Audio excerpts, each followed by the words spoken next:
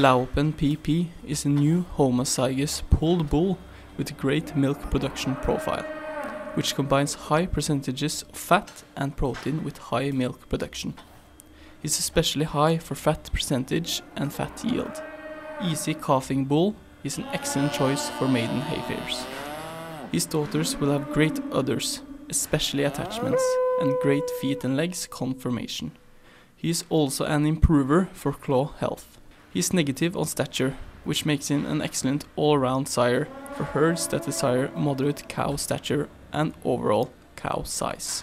He is a beta casein A2A2. Laupen PP also has an excellent maternal pedigree, with 3 generations of dams which are still active and were scored excellent and very good. We expect Laupen PP to be a very popular bull in all global markets. Jamtheimen PP is a new exciting homozygous polled Norwegian Red bull. He is an excellent all-around sire, especially for grazing herds and other herds looking for excellent fat and protein percentages. He has great daughter fertility, transmits very low somatic cell count and low mastitis frequency. Udder conformation is also very good. Jamtheimen PP is very positive for claw health. Easy calving bull, it's a good choice for maiden hayfairs. In addition, Jamtheimen PP will sire moderate to small daughters, making him an outstanding choice to improve feed efficiency. He is beta casein A2A2.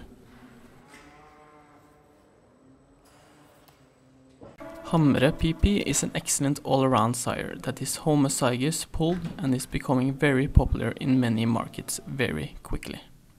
He is already included in breeding plans for some aggressive-minded herds. Hamre PP will sire outstanding fat and protein yields, as well as high fat and protein percentages. He will also sire excellent udder conformation and very good feet and legs, so he is an outstanding choice for herds that manage for high production. Hamre PP can be used on maiden hayfairs.